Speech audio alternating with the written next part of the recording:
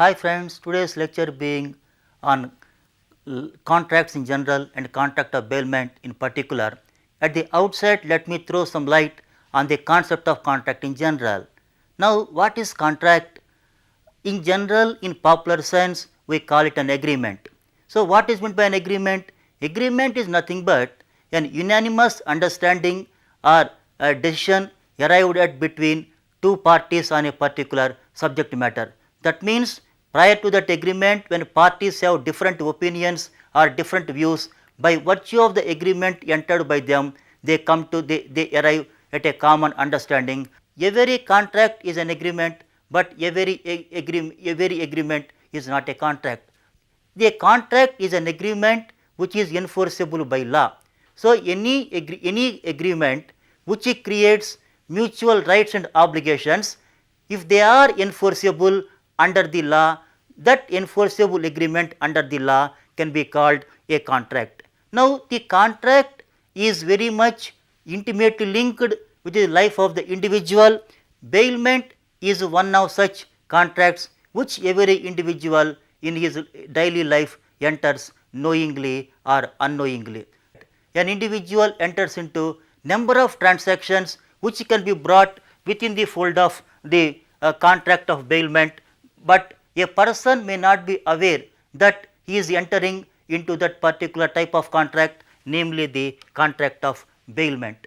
Now, what is, suppose a person when he goes to a watch repairer and gives his watch for repairing, or a owner of a scooter or a car goes to a service shed and gives that scooter or car for servicing, or a student goes to a bookbinder, gives his book for book binding, or a person takes gold or silver metal to a goldsmith for making what is called the gold ornaments, or a person after purchasing the dress material goes to a tailor, gives them for stitching the dresses. In all these cases, those persons, they are entering into a contractual relationship with the other person unknowingly or unconscious of the fact. So, that is nothing but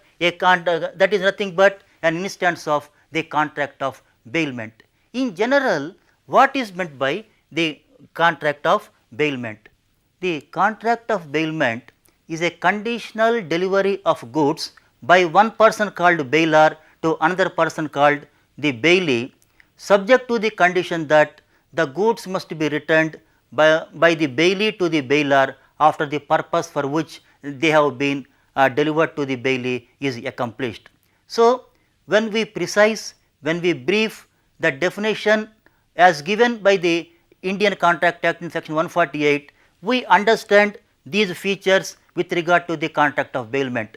One of the features of the contract of bailment is that the transfer of possession of goods by one party known as bailor to the other party known as the bailee. Now, the contract of bailment, it involves the transfer of goods, but at the same time we must note that it is not a permanent transfer, but that is a temporary transfer made by the bailor in favor of the bailee.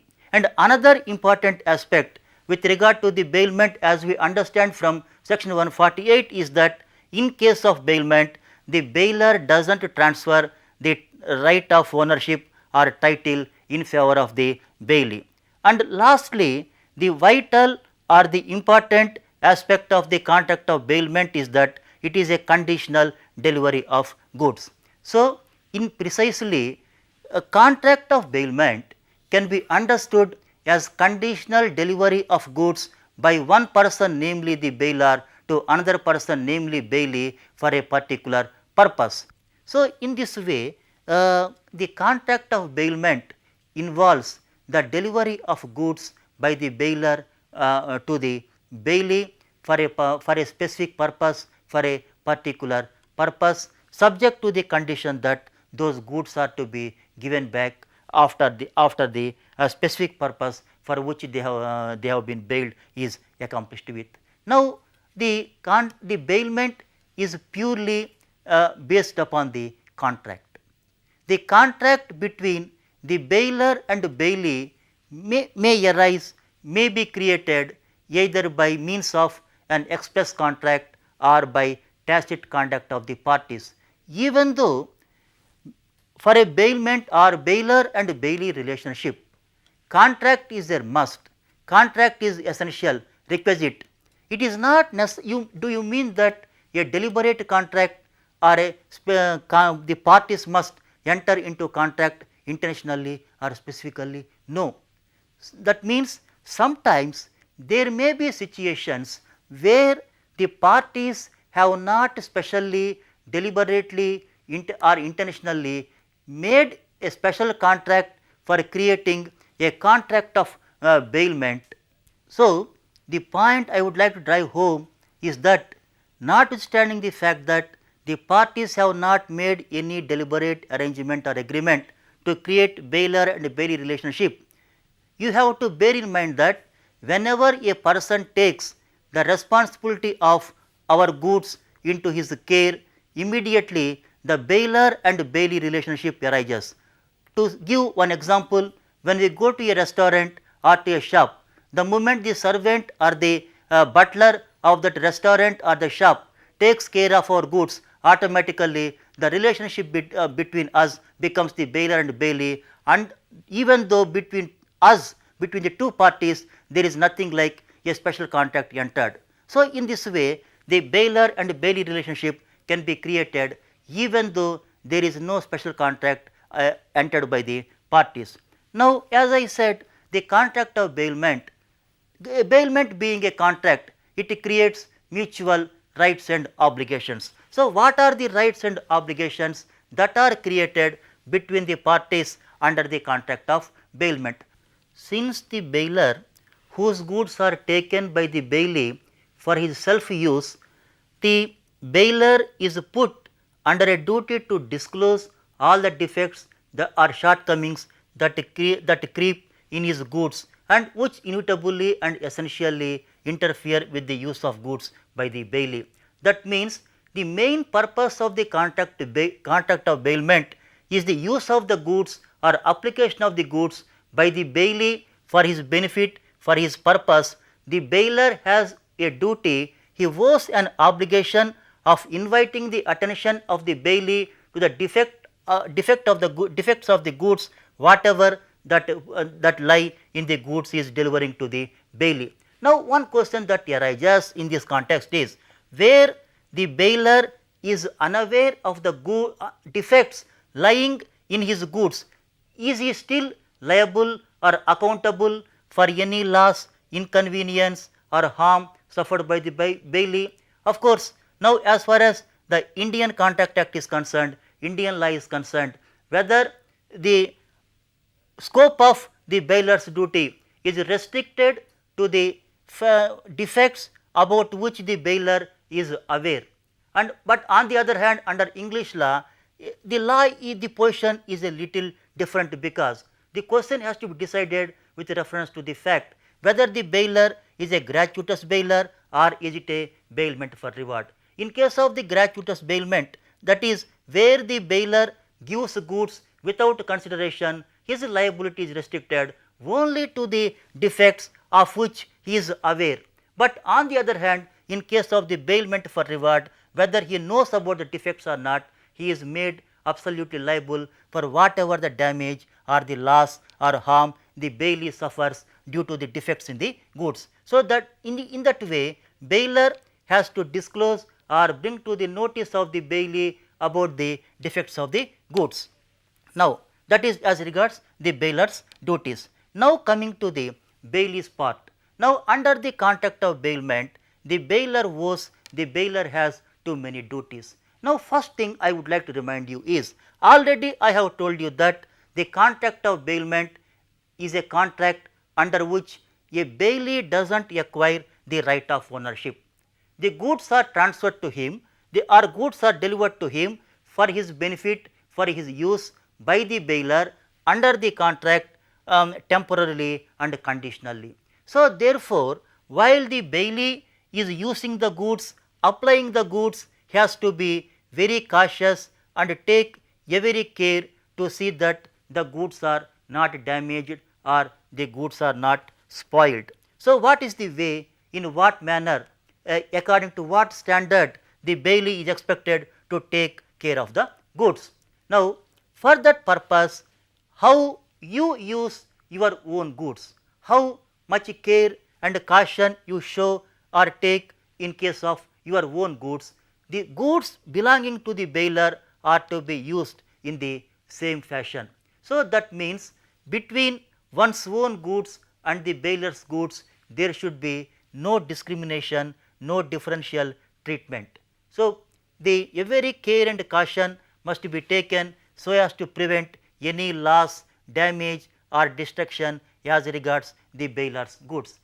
Therefore, the bailee is not supposed to use the goods of the bailer in rough and tough manner which is detrimental or causing destruction or damage to the goods of the bailer. So, that is the first and foremost duty. He has to show, he has to take maximum care of the goods received by him from the bailer. So, this duty to take care of the goods of the bailer cannot be excluded, cannot be taken. That means, in our day to day experience, whenever we give our clothes to a dry washer or something some other goods for repair, on the receipts we find a clause printed on reverse side of the receipt that the dry washer or the repairer or other person by no means is responsible for any damage or destruction of the goods for whatever be the reason. But this type of clause is certainly against the duty imposed on the bailee to take care of the goods, and it does not save him from the liability unless and until the bailee takes every precaution to avoid the loss and prevent the loss, as otherwise notwithstanding the exemption clause under the contract of bailment, the bailee incurs liability for any loss or damage caused to the bailer's goods. Now, that is as regards the first duty of the bailer to take reasonable care of the goods bailed to him by the bailer. Now, coming to the second duty. Now, as the bailee, when he receives the goods of the bailer is expected to maintain the distinct identity of the goods of the bailer. In other words, the bailee is under a duty not to mingle the goods, mix the goods or jumble the goods with his own goods or with any other goods, so as to avoid the identity of the bailer's goods or cause any loss of the goods. So, as a result of this mixing or blending of the bailer's goods with the bailee's goods, if he is unable to sever them or separate them and as a result of which if the bailer suffers from any loss because of that mixing, the bailee is liable to compensate for the loss, consequential loss caused to the bailer. Suppose the bailer has given some bags of rice or some bags of wheat or some other food grain for the purpose of converting the same into the flour.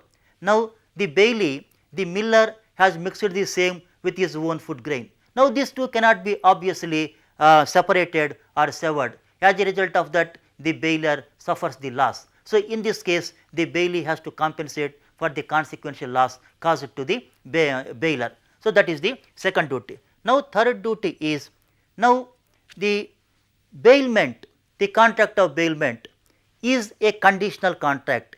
It is coupled with certain conditions. That means, the bailer is at liberty, the bailer can say or restrict the way how we have to use the goods or apply the goods or what we have to do the goods. So, therefore, when we use the goods, apply the goods, do something with the goods, strictly we have to follow the instructions given by the bailer. Suppose I have given new clothes, new dress material to a tailor. I have asked the tailor to stitch the dress in a particular manner.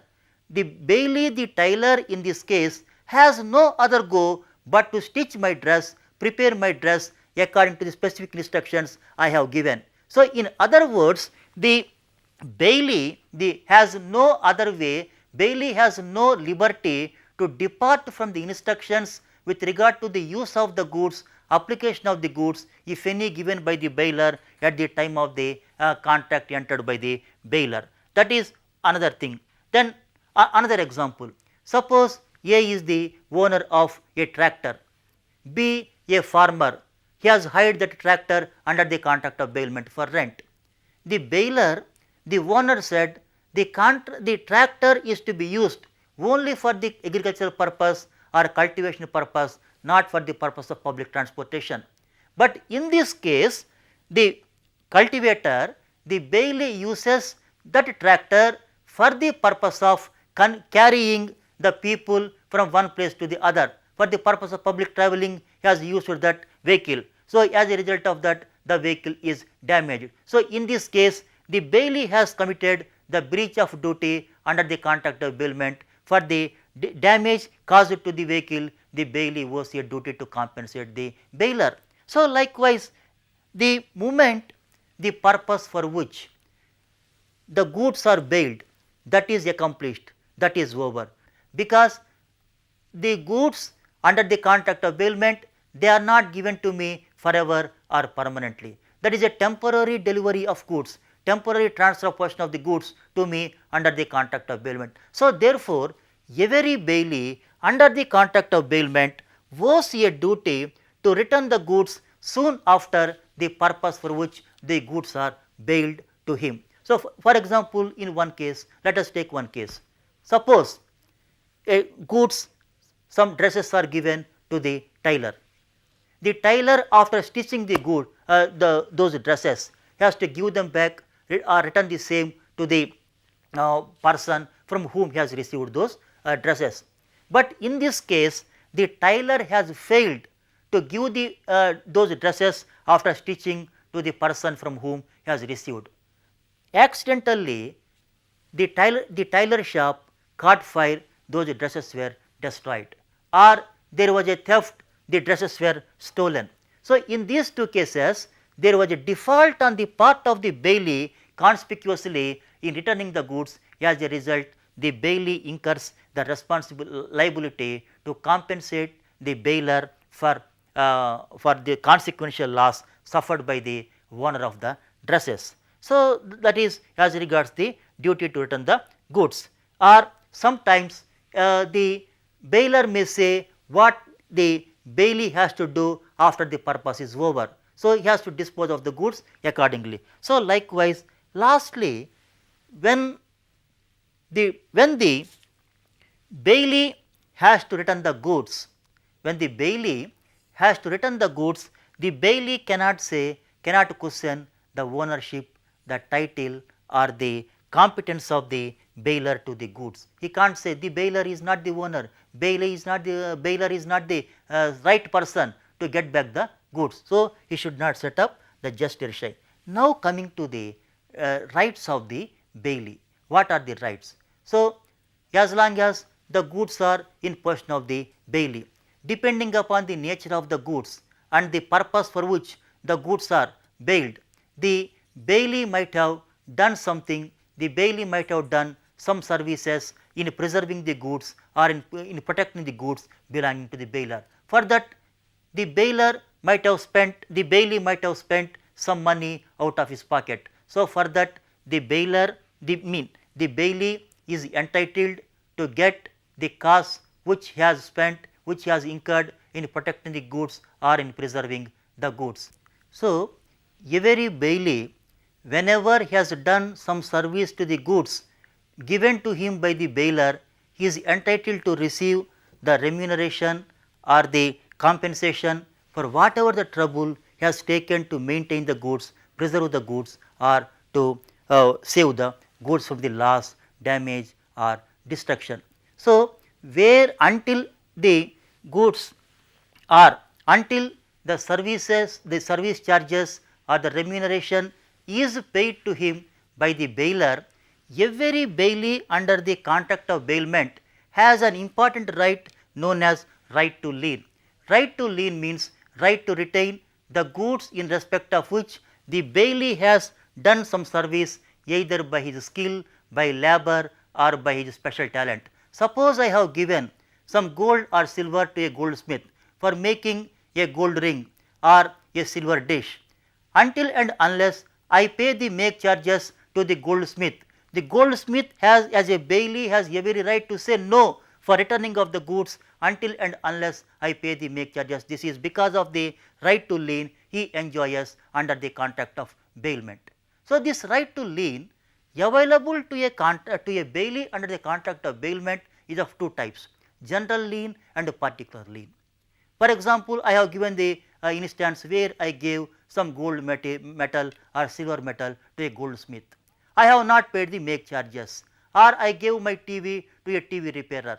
I have not paid the TV repairing charges. Thereafter, I have given my radio and tape recorder to the repairer. Now, can that TV repairer retain that radio and tape record in respect of service charges he has done to my TV? No, because every bailee under the contract of bailment in relation to his right to lien enjoys particular lien. That means, those goods in respect of which he has done some special service, those goods only he can retain or he can exercise the right of lien. So, that because it is particular lien, it is not in general lien. So, the general lien means he can retain any goods irrespective of the fact that he has not done any service in relation to the other goods. Now, how long a bailee under the contract of bailment he can exercise this right to lien? As long as the bailee holds possession of the goods, as long as the goods continue to be in possession of the bailee, he can exercise the right to lien. In other words, the right of lien available to the bailer is coextensive with the possession. Once the bailee knowingly or unknowingly loses the possession of the goods, his lien automatically comes to an end. Once the bailee loses the possession of the goods, his lien also comes to an end, and thereafter it cannot be revived. Accidentally, if the bailee gets the same goods to his hands, the lien which was lost by the bailee previously cannot be revived. So, that is with regard to the right to lien. Now, as regards the general lien, not all bailees have the general right to lien. Those bailees like bankers, attorneys, wharfingers, factors and policy brokers, they only can enjoy, only they are accorded with the right to general lien. So, that is as regards the right to general lien. So, where a third person has caused any trouble, interfered with the use of goods, then in such a case, along with the bailer, the bailee enjoys a right to sue or proceed legally against the bailer. So, because every bailee got a right to sue against a third person who wrongfully interferes with the use and enjoyment of the goods. So, that is as regards the rights of a bailee. Now, we come across with a special type of bailment, namely the pledge. Now, what is a pledge? Suppose I am in need of money urgently, I do not have any other source. I go to a person, I offer my gold ring or gold chain, and on the basis of that gold chain or gold ring or some other article, I raise a loan. What for I am offering this gold chain or gold ring or some other article? I am this gold chain or gold ring, I am offering as a security for the repayment of the loan I am raising, or in respect of any promise I am making to the other party under a contract. So, where the goods are bailed, or where there is bailment of goods as a security for the repayment of a loan for the performance of the promise, that type of special bailment is known as pledge. So, pledge or pawn, here we find two parties, pawner and pawnee. So, all the incidents, all the attributes of bailment are to be satisfied in case of the pledge between the pawner and pawnee. Now, just like in the contract of bailment, pawner and pawnee, they too get rights and duties. The pawner has a right to recover his debt along with the interest. Where the pawnee fails, pledgee fails in the repayment of the debt, naturally the pawner got a very right to sell the goods and recover the debt. So, but before selling the goods, the pawnee has to give sufficient time by giving prior notice to the pawnee, publishing the fact that he is going to sell the goods for the purpose of recovering the debt. Any sale by the pawnee for recovery of debt, that is void, that is bad, that is liable to be set aside, that is always questionable by the pawner.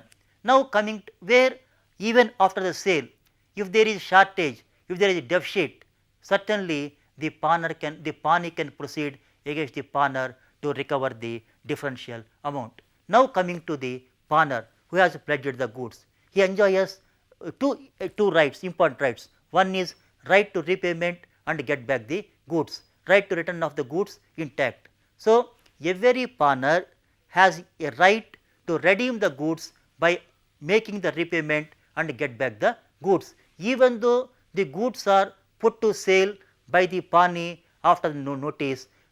Before the sale is finalized, every pawner has a right to redemption of the goods, and goods has a right to get back them intact in the same condition how they were pledged to the pawnee initially by him for raising the loan or when he had made them a security.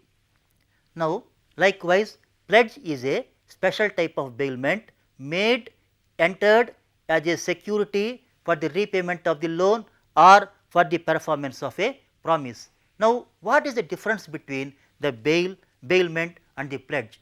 A pledge is a bailment, but every bailment is not a pledge, because in a pledge there is a special purpose, that is you are bailing the goods, you are converting the goods as a security for the purpose of making them to make the goods as a security for the repayment of the loan or for the performance of a promise. That need not be case in case of any other type of bailment. Now, to sum up, bailment is a special type of contract. No doubt contracts are entered for too many purposes, for multifarious purposes, but in the contract of bailment there is a special purpose. It is a contract of special type, because a contract of bailment, as one of the renowned professors of mercantile law has said, contract of bailment connotes a relationship between the movable property belonging to the other person and another person to whom the movable property is transferred for a particular purpose, subject to the condition that the goods are to be returned by the person to whom they are delivered after the purpose for which they are delivered is accomplished. And there the intention is quite conspicuous that the right of ownership or the right of title is not transferred, and this contract of bailment, as we saw, creates mutual rights and obligations.